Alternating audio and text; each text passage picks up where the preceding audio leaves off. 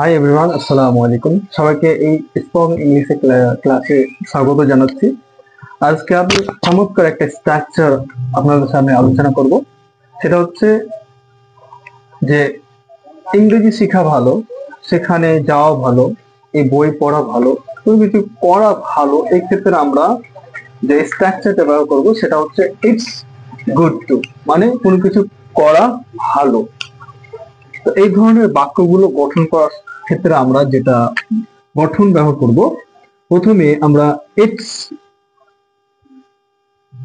Good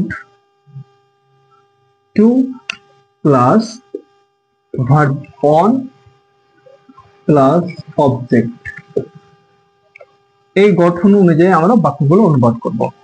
তো প্রথম বাক্য যেটা হচ্ছে ইংরেজি শেখা ভালো, তাহলে কি হবে? প্রথমে it's good to, it's good to শিখা, লার্ন,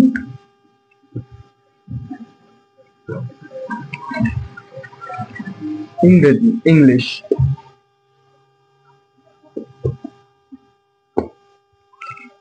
তাহলে it's good to learn English, ইংরেজি শেখা ভালো।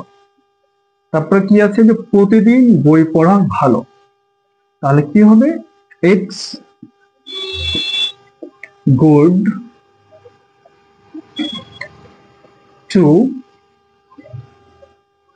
Read book everyday.